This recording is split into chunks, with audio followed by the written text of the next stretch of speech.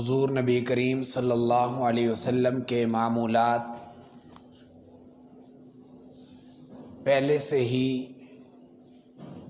اللہ تبارک و تعالیٰ کی طرف انتہائی شوق اور رغبت والے ہوتے تھے، لیکن جو ہی رمضان المبارک کا قرب شروع ہوتا، آپ صلی اللہ علیہ وسلم کی عبادات کی کیفیات بدل جاتی، صدقہ اور اللہ کی راہ میں خرچ کرنا مزید بڑھ جاتا، خلوت کی اور تنہائی کی رات کی عبادات مزید قوت پکڑ لیتی۔ آپ صلی اللہ علیہ وسلم امت کے لیے یہ اسوہ چھوڑ کر گئے کہ یہ رجب المرجب کا مہینہ جب شروع ہو جائے تو ذہنی طور پر اللہ تبارک و تعالیٰ سے یہ مانگتے ہوئے کہ اے اللہ اس رجب اور شعبان میں ہمارے لیے برکت پیدا فرما اور ہمیں رمضان المبارک کی سعادتیں اور وہاں کی ساعتیں نصیب فرما، یہ دعا معمول بن جایا کرتی تھی۔ اس حوالے سے یہ ماہ مبارک خصوصی اہمیت کا حامل ہے کہ اس میں حضور نبی کریم صلی اللہ علیہ وسلم کو معراج کا سفر کرایا گیا۔ اس حیثیت سے دیکھا جائے خال المومنین سیدنا امیر معاویہ رضی اللہ تعالیٰ عنہ اس جہان سے کوچ کر گئے سن 60 ہجری میں۔ 22 رجب المرجب کی تاریخ میں یہ عظیم سانحہ پیش آیا جسے میں اور آپ تو زیادہ نہیں سمجھتے، ہمیں زیادہ ان کی شناسائی اور علم نہ ہونے کی وجہ سے ان کے بارے میں زیادہ معلومات نہیں ہیں۔ ایک یہودی مورخ سے پوچھا گیا کہ اسلام کی جو بڑی شخصیات ہیں ان میں سب سے زیادہ محبوب آپ کو کون سی ہے اور سب سے زیادہ مبغوض کون سی ہے؟ بظاہر یہودی ہوں، نصرانی ہوں، کوئی بھی غیر مسلم ہوں، وہ ہزاروں کی تعداد تو وہ ہے جو قرآن کریم کو، اس کے مطالعے کو، اسلام کی تعلیمات کو دیکھ کر دائرہ اسلام میں داخل ہوئے ہیں، لیکن لاکھوں کی تعداد میں وہ ہیں کہ جو اپنی اس خباثت پر، اپنی اس شیطنت پر قائم دائم رہے اور اسی طرح واصل جہنم ہوئے۔ انہی یہودیوں میں سے وہ مورخ کہتا ہے کہ ہمیں اسلام کی اس تاریخی ورثے میں جو سب سے زیادہ اچھی شخصیت لگی ہے وہ سیدنا علی المرتضیٰ رضی اللہ تعالیٰ عنہ کی لگی ہے۔ کہا جو سب سے بری شخصیت لگی ہے وہ کون سی؟ تو اس نے کہا کہ ہمیں امیر معاویہ اس کائنات میں سب سے زیادہ مبغوض ترین شخصیت لگی ہے۔ بعد کا نہ تو وہ اسلامی تعلیمات سے زیادہ واقف، نہ اس میں کوئی لسانی مذہبی تعصب، وہ اپنی تاریخ کی، ہسٹری کی نگاہ سے بتلا رہا ہے کہ جو سب سے زیادہ اچھی شخصیت ہے وہ علی المرتضیٰ ہیں اور جو سب سے بری شخصیت لگی ہے وہ امیر معاویہ ہیں۔ پوچھا، سائل نے دوبارہ پوچھ لیا کہ وجہ بتلا سکتے ہیں؟ کہا کہ وجہ ہم کسی کو زیادہ بتاتے تو نہیں، لیکن آپ نے پوچھ ہی لیا تو بتا دیتے ہیں کہ اس لیے کہ اس سے سیدنا علی المرتضیٰ رضی اللہ تعالیٰ عنہ کا جو دور تھا وہ 4 ساڑھے 4 5 سالہ دور، وہ ایسا تھا کہ مسلمانوں کی آپس کی رنجشیں، مسلمانوں کی آپس میں خلفشاریاں اس قدر زیادہ تھیں کہ وہ باہر کی طرف منہ ہی نہ کر سکے، وہ آپس میں الجھے رہے، ہمیں کوئی نقصان نہیں پہنچا، ہمیں کوئی نقصان نہیں پہنچا۔ وہ فتوحات کا سلسلہ، اسلام کا دروازہ کھلنے کے بعد جو فتوحات تھیں وہ رک گئی، وہ رکنے کی وجہ سے ہمیں زیادہ نقصان حضرت علی رضی اللہ تعالیٰ عنہ کے دور میں نہیں پہنچا۔ جو ہی حضرت علی کا اس جہان سے رخصت ہونا تھا، سیدنا حسن بن علی رضی اللہ تعالیٰ عنہما نے امیر معاویہ کے ہاتھ پر بیعت کی، جو سب سے اس کائنات میں بڑے حیدری ہیں، اس کائنات میں جو سب سے بڑے حیدری ہیں وہ حضرت حسن بن علی حیدری ہیں۔ انہوں نے جب حضرت علی امیر معاویہ کے ہاتھ پر بیعت کی اور ساری سلطنت اور ساری خلافت ان کے حوالے کی، اور مسلمانوں نے یکجا ہو کر یکجہتی سے ہماری طرف جب رخ کیا، تو 64,65,000 مربع میل تک، 65,000 مربع میل تک اسلام کی فتوحات کا سلسلہ پہنچا، جس میں یہودی بھی رگڑے گئے، جس میں نصرانی بھی، ہماری مملکتیں، ہماری سلطنتیں ساری اسلام کی حلقہ بگوش ہو گئی۔ ہم تو ان کے ایسے ہو گئے کہ جیسے ہم جزیہ دیتے ہوئے بھی ڈرا کرتے تھے، وہ اتنے طاقتور مسلمانوں کے حاکم گزرے ہیں۔ ہمیں تو تعلیمات نہیں، ہم تو ایک چلی ہوئی ایک ہوا کی وجہ سے کہ بھئی وہ آپس میں لڑ گئے، چنانچہ حضرت علی حق پر ہیں، حضرت امیر معاویہ رضی اللہ تعالیٰ عنہ کے ساتھ حق نہیں ہے، جس کی وجہ سے ہم ان کے خلاف ہو گئے اور وہ حق پر ہو گئے۔ ہم اس نظریے سے دیکھ رہے ہیں۔ یہودی اس نگاہ سے دیکھا جائے تو وہ کہتے ہیں سب سے مبغوض اس لیے ہیں کہ سب سے زیادہ ہماری شکست کا اور ہمیں نقصان پہنچانے کا جو ذریعہ بنے ہیں وہ امیر معاویہ رضی اللہ تعالیٰ عنہ بنے ہیں۔ عرض کرنے کا مقصد یہ ہے کہ اتنی بڑی شخصیت، جس نے حضور نبی کریم صلی اللہ علیہ وسلم سے درس قرآن، درس حدیث سیکھا، اور پوری دنیا کے نصف سے بھی زائد حصے پر اسلام کا یہ پھریرا پہنچایا ہے، سیدنا فاروق اعظم، سیدنا صدیق اکبر، سیدنا عثمان غنی، سیدنا علی المرتضیٰ شیر خدا، ان کی فتوحات کے بعد یہ جو فتوحات کا سلسلہ امیر معاویہ رضی اللہ تعالیٰ عنہ کے دور میں چلا ہے، یہ سب سے زیادہ ہے۔ اس وجہ سے یہودی، نصرانی ہمیشہ جب کبھی بھی تاریخ کا مطالعہ کرتے ہیں، ان میں وہ میں پہلے کہہ چکا ہوں، وہ مذہبی تعصب جو ہم جس نگاہ سے دیکھتے ہیں، یہ سید ہے، یہ غیر سید ہے، یہ سنی ہے، یہ شیعہ ہے، اس نگاہ سے اس نے نہیں دیکھا۔ اس نے اپنی اس تاریخی نقطہ نگاہ سے دیکھا ہے، جس سے اس نے اندازہ یہ لگایا کہ اسلام کی ان کی نظر میں سب سے عبقری شخصیت، جس نے اسلام کو سب سے دور تک پہنچایا ہے، وہ سیدنا امیر معاویہ ہیں۔ ان کی یوم وفات بھی 22 رجب المرجب کو آ رہی ہے۔ اہل ایمان کو ہمیشہ اپنے محسن ان شخصیات کا تذکرہ کرتے رہنا چاہیے۔ آپ کو منبر و محراب سے ان شخصیات اور ان آئیڈیل شخصیات کا جو تذکرہ کر کے سنایا جاتا ہے، یہ تذکرہ برائے تذکرہ نہیں ہے، یہ ہمارے ایمان کا حصہ ہیں، اس لیے سکھایا جاتا ہے۔ وگرنہ موجودہ جو قومی اسمبلی سے ترمیمی بل پاس ہوا ہے، اس ترمیمی بل میں ایک مکتبہ فکر تو کھل کے سامنے آ گیا، جس میں کسی کا تذکرہ نہیں، لیکن انہوں نے کہا یہ ہمارے خلاف ہے۔ یہاں تمہارا نام نہیں ہے، تمہارے خلاف کیسے ہو سکتا ہے؟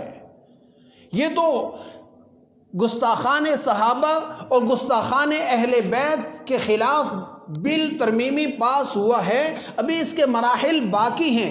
پہلے سے اتنا جو شور مچا ہے، اس وجہ سے کہ انہیں معلوم ہے کہ یہ شکنجہ جس کے گرد تانا جا رہا ہے وہ ہم ہی ہیں، جنہوں نے بڑی محنت اور کوشش سے اہل بیت اور صحابہ کو دو فریقوں کی صورت میں اور دو محاذوں کی صورت میں سامنے کیا۔ امت مسلمہ کے مقررین، واعظین، خطباء جتنے بھی ہیں، مدرسین، وہ یہی بتلاتے ہیں یہ آپس میں شیر و شکر ہیں، ان کی آپس میں کوئی لڑائی نہیں ہے. اگر کوئی بظاہر لڑائی دکھی بھی ہے، کسی آنکھ نے دیکھی ہے، تاریخ کی آنکھ نے اگر دیکھی بھی ہے، تو اس کے بعد صلح موجود ہے. یہ مسلمانوں کے لیے سبق ہے کہ اگر بڑے آپس میں لڑ کر صلح کر سکتے ہیں تو ہمیں بھی یہ سبق ملا ہے کہ ہم بھی اگر آپس میں کسی مذہبی کسی لسانی تعصب میں الجھ جائیں تو ہمارے سامنے موجود ہیں آئیڈیل سیدنا امیر معاویہ، سیدنا حسن بن علی رضی اللہ تعالی عنہما. ان دونوں نے جو صلح کر کے امت کو سبق دیا ہے، یہ ہم سب کو تا قیامت یاد رکھنا چاہیے. عرض یہ کر رہا ہوں، یہ شخصیات اپنی جگہ پر، ان کا تذکرہ خیر انشاءاللہ آئندہ بھی خطبات میں ہوگا. میں جس موضوع کی طرف چل رہا ہوں وہ اس وقت کا انتہائی اہم اور حساس موضوع ہے. موضوعات تو یوں دیکھیں تو ہم صبح سے شام تک ایسے حوادث سے گزر رہے ہیں کہ ہر روز ایک نیا موضوع چھڑ جاتا ہے. اس کے بارے میں دیکھیں تو دوسرا اس سے اہم نکل آتا ہے. پچھلے دنوں جو سویڈن اور ہالینڈ کی حکومت کی سرکاری مشنری اور سرکاری سرپرستی کے ماتحت قرآن کریم کی جو اہانت اور قرآن کریم کو نعوذ باللہ ثم نعوذ باللہ جلایا گیا اور پھاڑا گیا، نظر آتش کرنے کی جو کوشش کی ہے، یہ اہل ایمان کو دوبارہ اکٹھا کرنے کے لیے ہے کہ مسلمانوں تم دوبارہ بیدار ہو جاؤ. آپس میں جو تم لڑے ہوئے ہو، تمہارا دشمن کہاں تک پہنچ گیا ہے، یہ آج کی کوشش نہیں ہے. قرآن کریم کو اگر دیکھیں گے، علماء کرام سے پوچھیں گے تو یہ قرآن جب شروع ہوا تو اس وقت سے ان کا نظریہ اور مشن یہی تھا کہ کسی طرح قرآن کریم کو نافذ ہونے سے بچایا جائے، کسی طرح قرآن کریم کی اس آواز کو روکا اور زیر کیا جائے تاکہ یہ قرآن کریم کی آواز نہ پہنچے. سیدنا صدیق اکبر رضی اللہ تعالیٰ عنہ جب قرآن کریم کو لے کر مشرکین کے مابین بیٹھ کر تلاوت فرماتے تو ان کو بڑا گراں گزرتا. ان کی مستورات بھی چھپ کر آ کر سنتی، ان کے بوڑھے بھی سنتے، ان کے بچے بھی آ کر سننا شروع کر لیتے. ان کو بڑا گراں گزرتا. وہ یہ کہتے سارا کام کرو لیکن یہ کام نہ کرو، تلاوت چھوڑ دو، باقی سارے کام کرتے رہو، ہم تمہیں کچھ نہیں کہیں گے. قرآن کریم میں یہ تسخیری اور یہ تاثیر کی یہ صفت موجود ہے کہ جہاں کہیں بھی اندر صاف دیکھتا ہے فوراً جگہ بنا لیتا ہے. جس یہودی نے جس نصرانی نے اندر صاف کر کے اس کا مطالعہ کیا، یقین مانیے ہزاروں کی تعداد میں گنوائے جا سکتے ہیں کہ جو عیسائی تھے نظریاتی طور پر، جو ہندو تھے نظریاتی طور پر، جو یہودی تھے نظریاتی طور پر، لیکن انہوں نے اس کو تعصب کی نگاہ والا چشمہ اتار کر کے اس کو پڑھا تو وہ فوراً گائل ہوئے، مائل ہوئے. قرآن کریم نے ان کو اپنا بنا لیا اور وہ قرآن کے ہو کر کے مسلمان ہو گئے. یہ آج کی بات نہیں. سیدنا فاروق اعظم رضی اللہ تعالیٰ عنہ کا واقعہ آپ نے سنا ہے، متعدد بار سنا ہے کہ وہ کس نظریے سے تھے، کہاں تھے، کیا کر رہے تھے، لیکن قرآن کریم کو جب اندر سے صاف کر کے سنا ہے فوراً قرآن کریم نے اپنے ساتھ لگا لیا. آج بھی اس قرآن میں یہ تاثیر موجود ہے. ہم اس سے پہلے اخبارات کی صورت میں، دوسرے تیسرے جو ذرائع ابلاغ ہیں ان کے ذریعے سے ہمیں خبریں پہنچتی تھیں، فلاں یہودی نے مطالعہ کیا، کتاب میں ہم پڑھا کرتے تھے. اب تو ہمارے پاس یہ جو سوشل میڈیا ہے یا یہ الیکٹرانک میڈیا ہے، اس میں تو ہمیں دکھتے ہیں وہ لوگ جو قرآن کریم سے دور ہیں، مائل ہوئے، گائل ہوئے، فوراً قرآن کریم کو اپنا بیٹھے. یہ چیز آج یہودیت کو ہضم نہیں ہو رہی، یہ چیز عیسائیت کو ہضم نہیں ہو رہی کہ یہ ہمارا مذہب چھوڑ کر کے یہ کیسے اسلام کو قبول کرتے جا رہے ہیں. اور سمجھدار قسم کے لوگ، ان کے دانشور قسم کے لوگ اور جو ان کے عقل و فہم سمجھے جاتے ہیں وہ قرآن کی طرف متوجہ ہو رہے. اس وجہ سے وہ کبھی کس طرح سے اپنی خباثت باطنی کا اظہار کرتے ہیں، کبھی کس طرح سے اظہار کرتے ہیں. ایک بدبخت نے قرآن کریم کو، اس کے صفحات کو کہتے ہوئے بھی دل دہل جاتا ہے، آنکھیں چھلک پڑتی ہیں، لیکن مجبوری ہے کہ ہم یہ بتائیں نہ تو کریں کیا.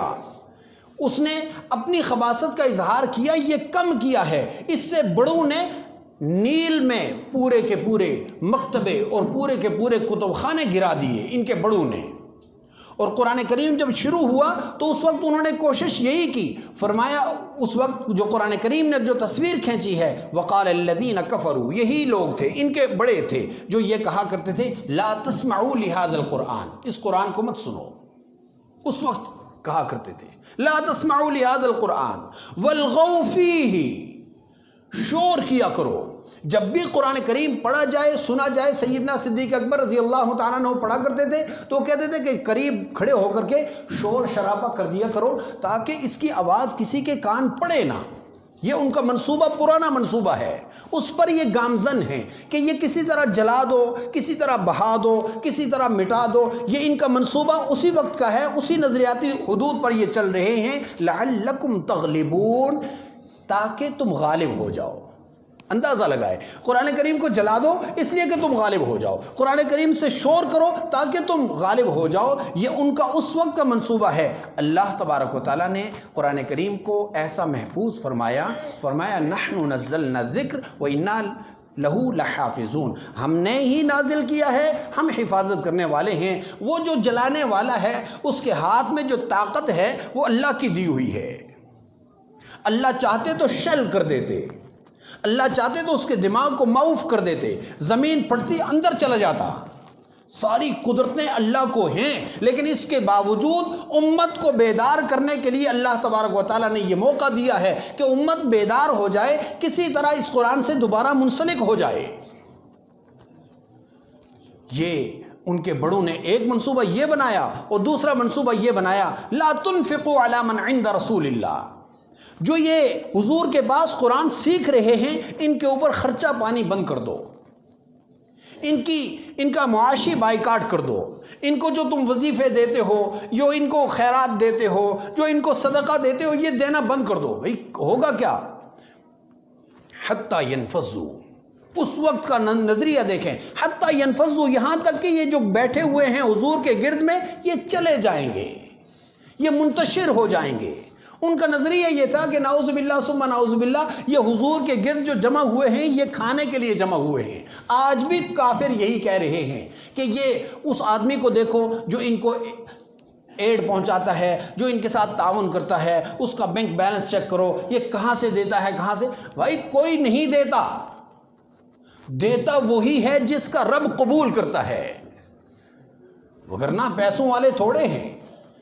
جس کے ہاں سے قبولیت ہوتی ہے، اللہ کے ہاں اوکے ہوتا ہے، اس کا مال لیا جاتا ہے. آپ نے وہ واقعہ نہیں سنا جو سیدنا حضور نبی کریم صلی اللہ علیہ وسلم کے ایک صحابی جو نو مسلم ہیں، ابھی کلمہ پڑھا ہے اور کہنے لگے کہ ہم میرے لیے دعا کریں. حضور صلی اللہ علیہ وسلم دیکھتے تھے، طبیعت دیکھتے تھے. فرمایا کہ تمہارے لیے ٹھیک نہیں ہے مال کی دعا. اس نے کہا نہیں، میرے لیے مال کی دعا کریں، زیادہ ہو جائے. حضور کی دعا ہو اور قبول نہ ہو. حضور نے دعا کی، مال زیادہ ہو گیا.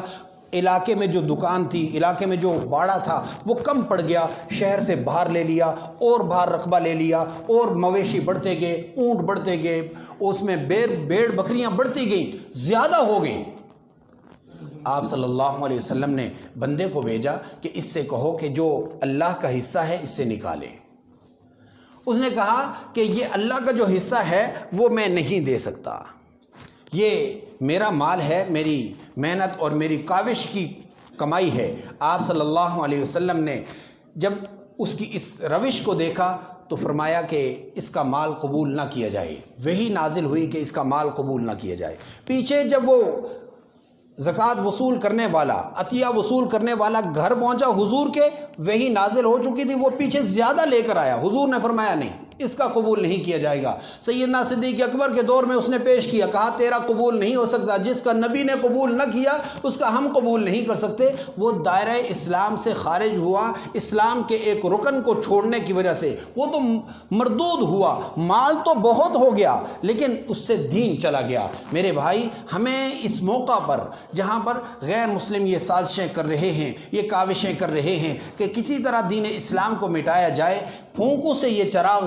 بجھایا نہیں جا سکتا، یہ پھونکے مارنے والے ہیں، اللہ تبارک و تعالیٰ اس چراغ کی حفاظت کیے ہوئے ہیں اور انشاءاللہ تا قیامت کریں گے۔ ضرورت میری اور آپ کی ہے کہ ہم قرآن کے ساتھ وابستہ ہو جائیں، قرآنی شخصیات کے ساتھ وابستہ ہو جائیں۔ ملک میں افراط و تفریط پھیلائی جا رہی ہے قرآنی شخصیات کے حوالے سے، اور بیرون سے قرآن کریم کے اوپر حملہ ہو رہا ہے۔ دونوں کے مائی باپ ایک ہیں، دونوں وہاں سے ہی چلے ہوئے ہیں۔ یہودیت اور عیسائیت کی وہ نظریاتی کیفیت ہے جو پل بڑھ رہی ہے۔ اس لیے میری گزارش ہے کہ اللہ تبارک و تعالیٰ نے قرآن کریم میں پہلے سے فرما دیا وَلِلَّهِ الْعِزَّةُ وَلِرَسُولِهِ وَلِلْمُؤْمِنِينَ، عزت اللہ کے لیے ہے، اللہ کے رسول کے لیے ہے، اہل ایمان کے لیے ہے۔ وَلَكِنَّ الْمُنَافِقِينَ لَا يَعْلَمُونَ، منافقین نہیں جانتے، منافقین کو شعور نہیں ہے۔ وہ سمجھتے ہیں کہ ہم نے قرآن کریم کو نعوذ باللہ شہید کر دیا تو ہم نے بے عزتی کر دی، اس نے اپنے لیے